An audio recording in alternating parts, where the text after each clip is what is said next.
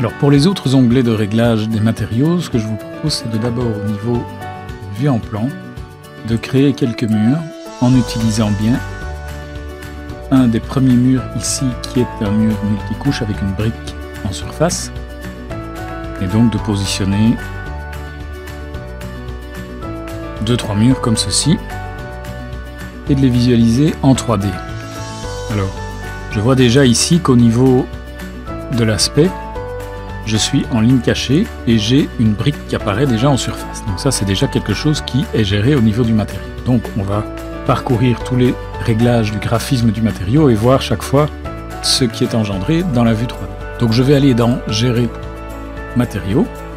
Et donc le matériau qui est utilisé ici dans ce mur, c'est la brique commune. Donc je vais descendre ici, brique commune. Voilà. Alors, première chose, ombrage. Vous voyez que j'ai ici une couleur que je peux définir comme je le souhaite. Cette couleur va correspondre en fait à l'aspect du matériau ici quand je vais demander d'avoir une vue ombrée. Donc je viens ici et je demande ombrée et vous voyez que j'ai cette couleur qui apparaît.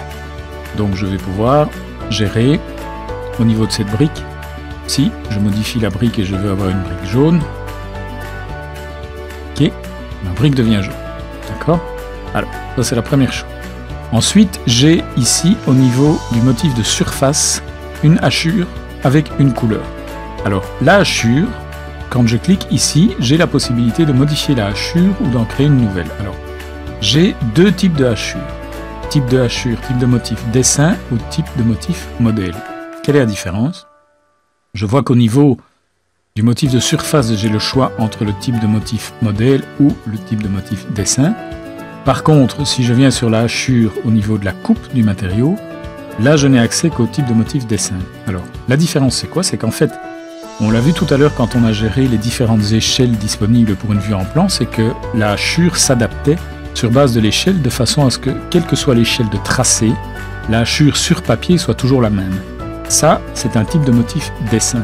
Et donc effectivement, au niveau des motifs de coupe, je ne pourrais avoir que des motifs de type dessin, puisque ça paraît assez logique qu'au niveau d'une coupe, les hachures soient toujours les mêmes. Par contre, au niveau d'un motif de surface brique, là par contre, je vais avoir le choix, soit par exemple si j'ai un élément en béton et que je souhaite simplement avoir une représentation symbolique de petits points, je pourrais très bien utiliser une hachure de type dessin.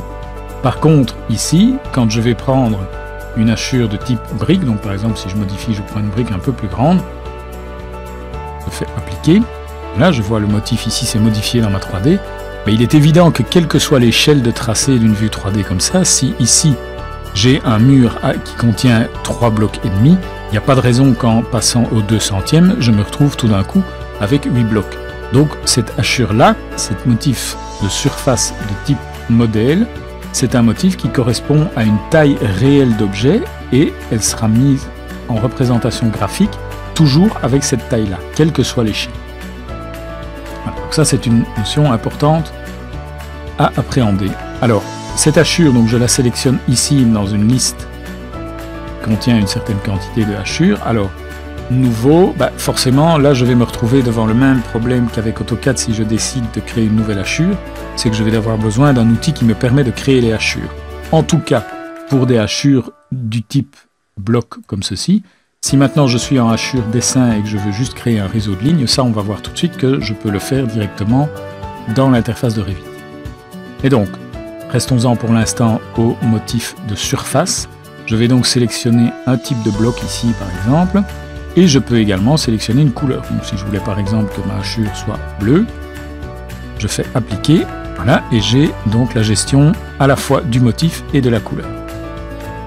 Donc je vais laisser ça en noir pour l'instant.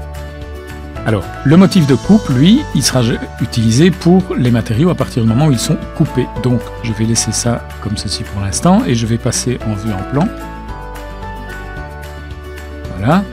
Rappelons-nous qu'ici, par défaut, je suis en niveau de détail faible, donc je vais passer en niveau de détail élevé, et je vais passer sur une échelle plus petite afin d'avoir l'aspect de mon matériau ici. Voilà.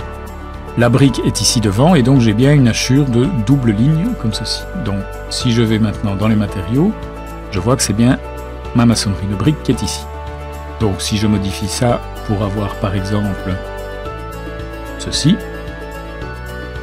il va me modifier la hachure, et quand je vais modifier l'échelle, j'ai ma hachure qui va devenir plus dense ou moins dense suivant l'échelle que je choisis. Bien. Maintenant, comment créer une hachure?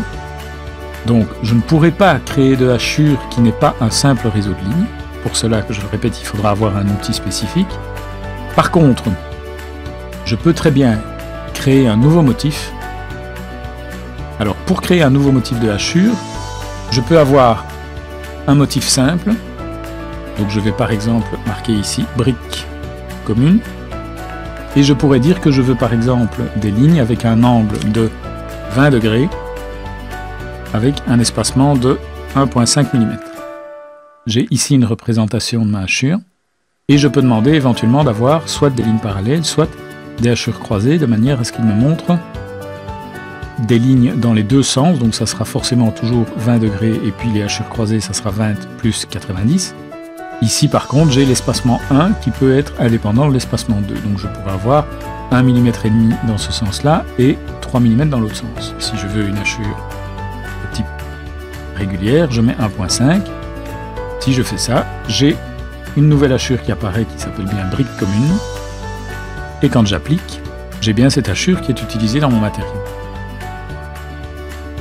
Alors, si je la modifie, je peux donc gérer ça ici, mais je ne pourrais utiliser effectivement que un réseau de lignes avec un certain angle et avec un certain espacement, simple ou double. Mais je ne pourrais pas créer ici une hachure de ce type-là ou de ce type-là, avec des réseaux de lignes qui ont des espacements différents.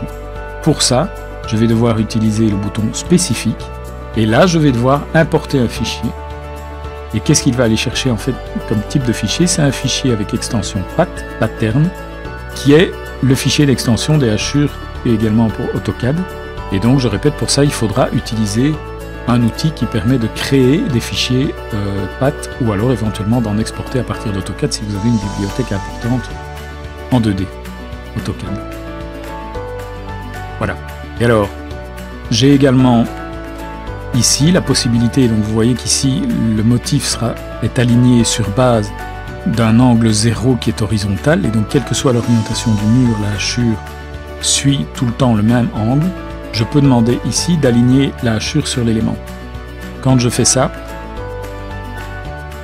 j'ai mes hachures qui s'alignent sur base de l'élément. Donc si je tourne par exemple ce mur, voilà, vous voyez, les 20 degrés en fait seront toujours pris par rapport à l'orientation primaire de l'élément.